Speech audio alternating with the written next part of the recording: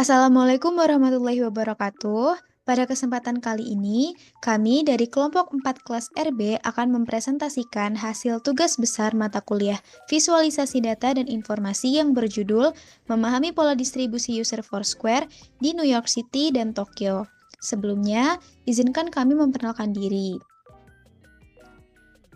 Yang pertama, di sini ada saya sendiri, yaitu Deva Anjani Khoininafsyah dengan NIM 122450014. Selanjutnya perkenalkan nama saya Tria Yunani dengan ujung NIM 62 dari program studi Sains Data.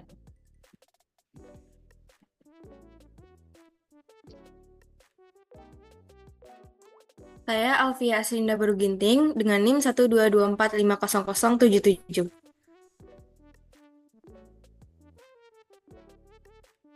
Baik, kita langsung saja masuk ke pembahasannya.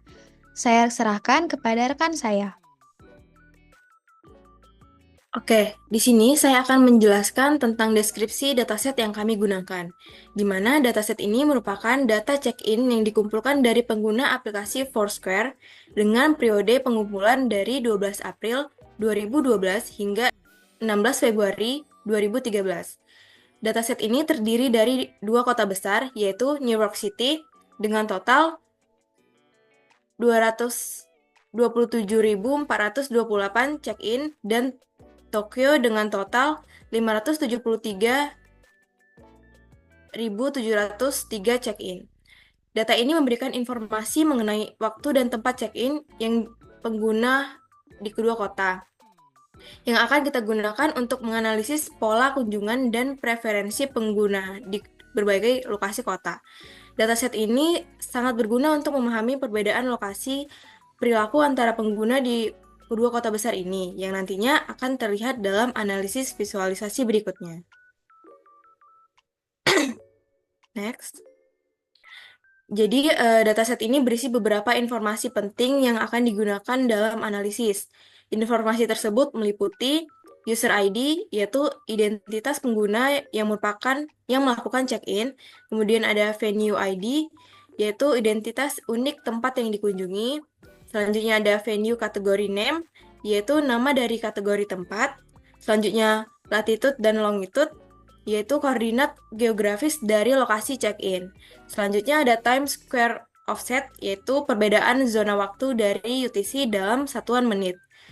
Kemudian UTC time, yaitu waktu check-in yang dicatat dalam waktu UTC. Jadi informasi-informasi ini memungkinkan kita untuk memahami pola waktu dan lokasi kunjungan pengguna, serta preferensi mereka terhadap kategori yang mereka kunjungin.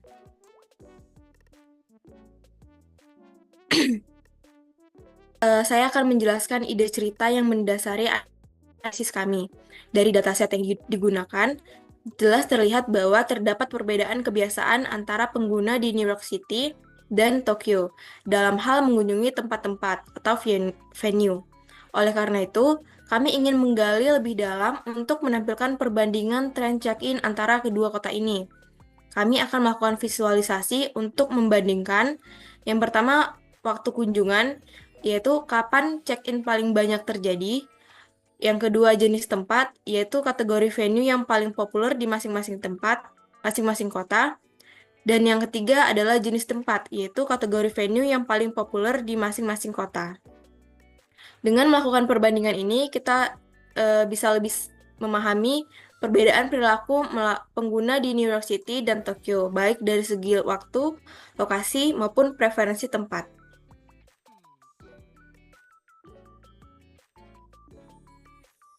Baik, yang pertama akan kami lakukan adalah melakukan pre-processing dataset. Nah, pre-processing dataset ini kami lakukan tujuannya untuk mempersiapkan dataset yang kami gunakan agar dapat diolah dan dianalisis lebih lanjut dengan mudah sesuai dengan tujuan yang kami inginkan. Dalam tahapan ini, yang paling pertama kami lakukan adalah pengecekan missing values atau nilai-nilai yang hilang.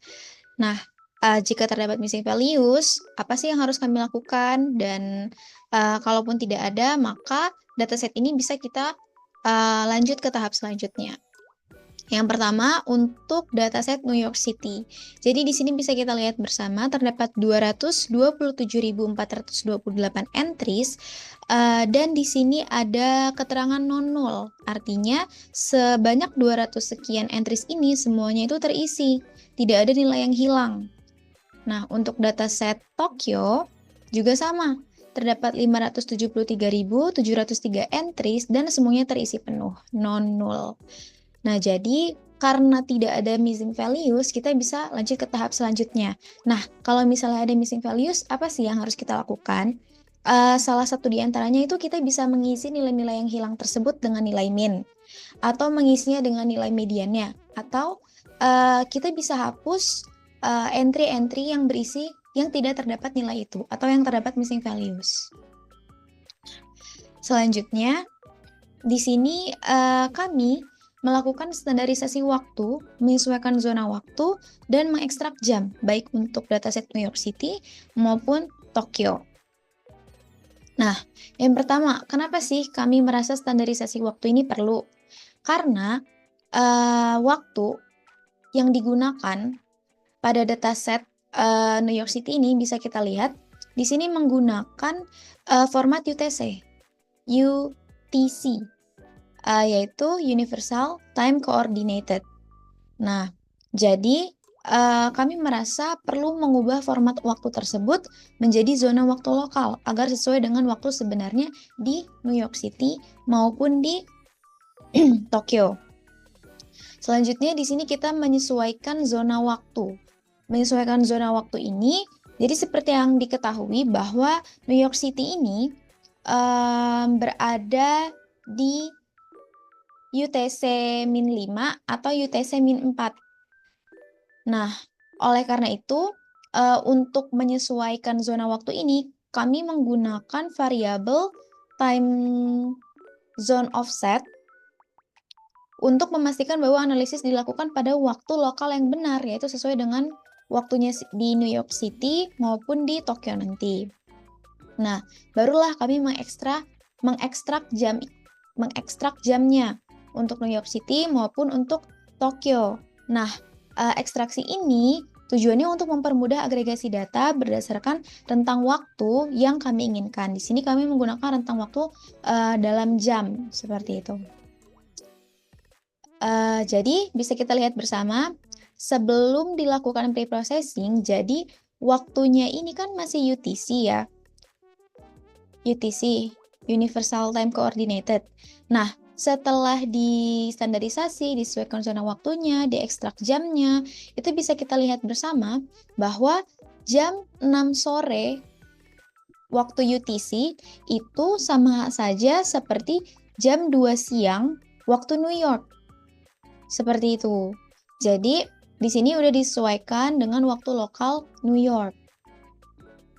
Nah, selanjutnya untuk Tokyo juga demikian. Bisa kita lihat. Nah, di sini jam 6 sore waktu UTC itu sama dengan jam 3 pagi waktu Tokyo. Jam 19 UTC itu sama seperti jam 4 pagi waktu Tokyo, seperti itu. Nah, jadi bisa kalau diperhatikan ya, setelah dilakukan standarisasi, penyesuaian zona waktu, ekstraksi jam, itu terdapat dua variabel tambahan yaitu local time sama hour. Nah, local time ini ya menunjukkan waktu lokal di kota tersebut, kota yang bersangkutan. Sementara hour ini kita mengambil jam depannya, ini 3, seperti itu. Untuk di visualisasi yang akan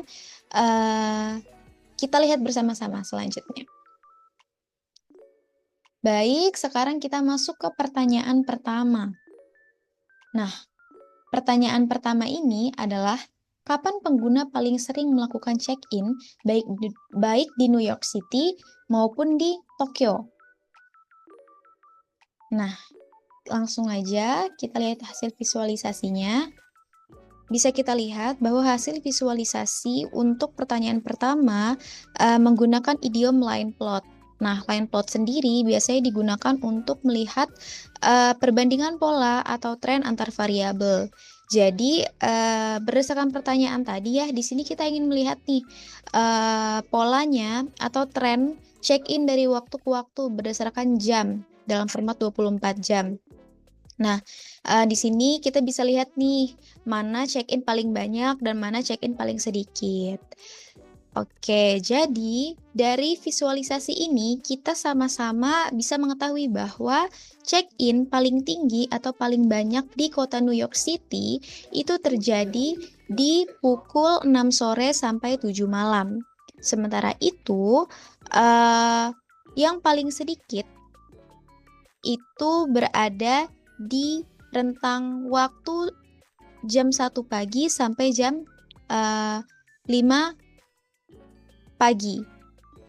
Nah, jadi kita juga bisa lihat bahwa para pengguna itu mulai beraktivitas, memulai aktivitasnya itu start di jam 7 pagi.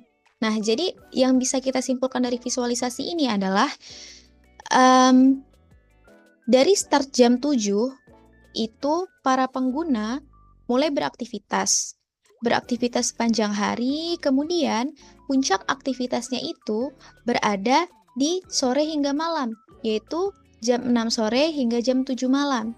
Kemudian untuk di titik terendah untuk check-in yaitu di jam 1 sampai jam 5 pagi, para pengguna itu menggunakan seperti itu. Jadi intinya beraktivitas start di jam 7 pagi, lalu puncak aktivitasnya itu ada di sore hingga malam, yaitu jam 6 sore hingga jam 7 malam, dan memilih rentang waktu jam 1 hingga jam 5 pagi untuk beristirahat. Nah, sementara untuk di Tokyo, nah kurang lebih hampir-hampir sama ya visualisasinya. Jadi yang bisa kita lihat dari tren check-in berdasarkan jam di kota Tokyo ini, kita bisa sama-sama lihat bahwa check-in paling banyak itu terjadi di pukul 6 sore. Nah, di jam 7 malam ini juga termasuk banyak, cuman puncaknya itu paling banyak di jam 6 sore. Lalu check-in paling sedikit itu terjadi di jam 1 pagi hingga jam 6 pagi. Dan para pengguna di kota Tokyo ini ya juga mulai beraktivitas itu start di jam 7 pagi. Jadi bisa kita simpulkan juga bahwa para pengguna ini beraktivitas start di pagi hari ya jam 7 kurang lebih, lalu puncak aktivitas mereka itu berada di sore hari jam 6 sore hingga malam jam 7 malam, lalu menurun dan jam 1 pagi hingga jam 6 pagi itu check-in paling sedikit karena para pengguna itu memilih waktu tersebut untuk beristirahat. Nah, jadi kita bisa sama-sama mengetahui bahwa pola check-in atau tren check-in dari kedua kota ini yaitu New York dan juga Tokyo itu hampir mirip gitu. Jadi para penggunanya memiliki kebiasaan check-in yang hampir mirip. Nah, sekian untuk pertanyaan pertama. Untuk 2 pertanyaan selanjutnya akan dilanjutkan oleh rekan saya. Kurang dan lebihnya saya mohon maaf dan saya serahkan kembali kepada rekan saya. Terima kasih. Selanjutnya, pertanyaan 2 yaitu kategori tempat apa yang paling banyak dikunjungi di New York City dan Tokyo?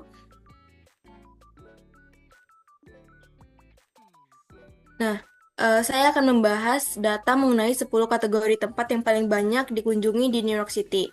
Data ini memberikan gambaran menarik mengenai pola aktivitas masyarakat di kota tersebut. Pada grafik ini, kita dapat melihat 10 kategori tempat yang disusun berdasarkan jumlah kunjungan. Tempat dengan jumlah kunjungan tertinggi adalah bar, yang mencatat angka 15.978 kunjungan. Ini menunjukkan bahwa bar merupakan tempat yang sangat populer dalam bersosialisasi dalam menghabiskan waktu luang. Di posisi kedua, kategori tempatnya yaitu home private, memiliki 15.382 kunjungan. Ini menandakan bahwa orang tetap memilih aktivitas di rumah sebagai bagian dari keseharian mereka. Dan tempat kerja atau office berada di urutan ketiga dengan 12.740 kunjungan. Hal ini mencerminkan rutinitas masyarakat yang berhubungan dengan pekerjaan. Di sisi lain, kategori tempat dengan jumlah kunjungan paling rendah adalah neighborhood dengan kunjungan 4.600 4, meskipun rendah, ini tetap menjadi bagian penting dari kehidupan masyarakat. Next. Selanjutnya, pada slide ini, saya akan menjelaskan data mengenai 10 kategori tempat yang paling banyak dikunjungi di Tokyo. Data ini memberikan wawasan menarik tentang kebiasaan masyarakat di salah satu kota terbesar di dunia. Seperti yang terlihat pada grafik, kategori tempat yang paling banyak dikunjungi adalah train station, dengan jumlah kunjungan yang sangat tinggi, yaitu 200.428 kunjungan. Angka ini jauh melampaui kategori lainnya, menunjukkan bahwa transportasi publik, khususnya kereta, adalah bagian integral dari kehidupan sehari-hari di Tokyo. Di posisi kedua ada subway dengan 41.666 kunjungan. Meskipun sama-sama merupakan moda transportasi, jumlah kunjungannya jauh lebih kecil dibanding dengan train station, menunjukkan perbedaan signifikan dalam preferensi transportasi masyarakat.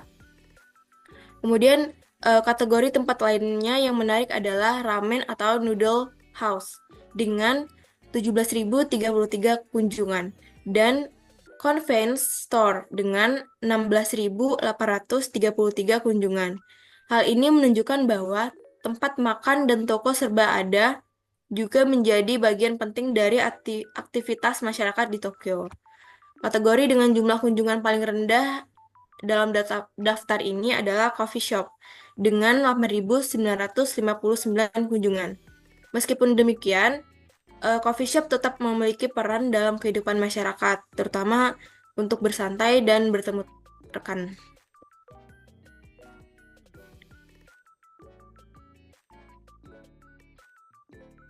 Baik, pertanyaan ketiga yakni bagaimana distribusi geografi check-in di kota New York dan kota Tokyo. Nah, selanjutnya gambar pertama yakni adalah distribusi geografis check-in di New York City berdasarkan latitude dan longitude. Dari visualisasi, ini kita menggunakan heat map. Nah, kita bisa lihat bahwa ada titik kuning, titik yang berwarna kuning itu adalah pusat tertinggi. Yakni dia berada di pusat kota seperti Manhattan dan sekitarnya. Ini menunjukkan bahwa aktivitas tertinggi di kota New York adalah di pusat kota. Lalu selanjutnya, aktivitas menengah, yakni kita tandai dengan warna hijau tua, itu aktivitasnya tidak sepadat seperti aktivitas di pusat kota, namun dia tidak serendah di pinggiran kota. Nah, selanjutnya adalah pusat persebaran aktivitas yang rendah. Ini di mana kita memberi tanda dengan warna biru, yakni dia berada pada perbatasan dari kota New York City.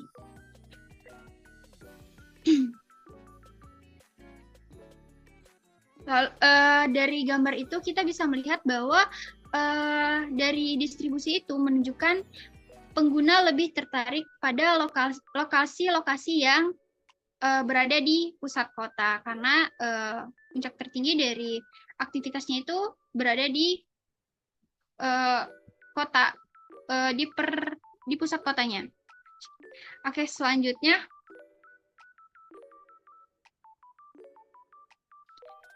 adalah distribusi geografis check-in di kota Tokyo berdasarkan latitude dan longitude. Nah, sama seperti di kota New York, di sini juga terdapat 3 persebaran aktivitas, yakni aktivitas tertinggi, aktivitas menengah, dan aktivitas rendah. Nah, aktivitas tertinggi di kota Tokyo itu berada di pusat kota juga, seperti kota Shinjuku, Shibuya, dan Ginza, yang merupakan pusat bisnis, hiburan, dan wisata. Nah, selanjutnya itu adalah pusat aktivitas menengah. Itu juga kita tandai dengan warna hijau. Lalu selanjutnya adalah pusat kota rendah itu juga kita tandai dengan warna biru. Nah, dari distribusi ini kita bisa melihat bahwa aktivitas terpusat terjadi di sekitar stasiun kereta, pusat perbelanjaan, dan lokasi wisata. Ini kita dapat melihat bahwa peran kawasan urban sebagai pusat mobilitas dan interaksi sosial di Tokyo. Oke, next. Selanjutnya adalah kesimpulan dari proyek ini. Yang pertama adalah dataset. Dataset ini berisi data check-in dari Foursquare di New York City dan Tokyo dengan total lebih dari 800.000 yang mencakup informasi tentang pengguna, tempat, dan waktu kunjungan.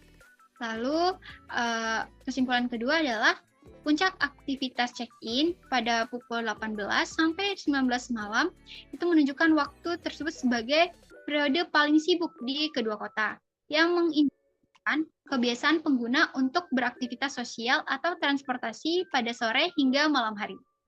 Lalu kesimpulan yang ketiga adalah pengguna di New York City itu lebih banyak mengunjungi tempat hiburan seperti bar, sedangkan di Tokyo itu transportasi umum seperti stasiun kereta api yang mendominasi. Ini mencerminkan bahwa perbedaan dari karakteristik mobilitas dari gaya hidup di kedua kota. Lalu kesimpulan yang keempat adalah distribusi check-in di New York City dan Tokyo sama-sama menunjukkan bahwa aktivitas masyarakat terpusat di kawasan perkotaan yang padat, menunjukkan bahwa peran penting wilayah urban sebagai pusat ekonomi, sosial, dan wisata di kedua kota global ini. Oke, baik. Sebelum presentasi ini benar-benar saya akhiri, saya ingin menambahkan satu hal yang menurut saya perlu dijelaskan kembali, di mana di awal presentasi ini kami sempat berpendapat bahwa mungkin saja terdapat perbedaan kebiasaan antara kedua kota besar ini, yaitu di New York maupun di Tokyo. Dan setelah kita melakukan pengolahan data dan membuat visualisasinya, ternyata pengguna baik di New York maupun di Tokyo itu tidak memiliki perbedaan yang terlalu signifikan.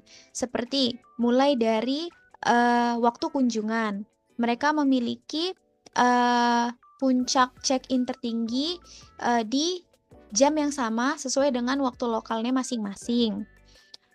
Lalu terkait distribusi geografis, itu mereka sama-sama banyak terjadi check-in itu di pusat kotanya.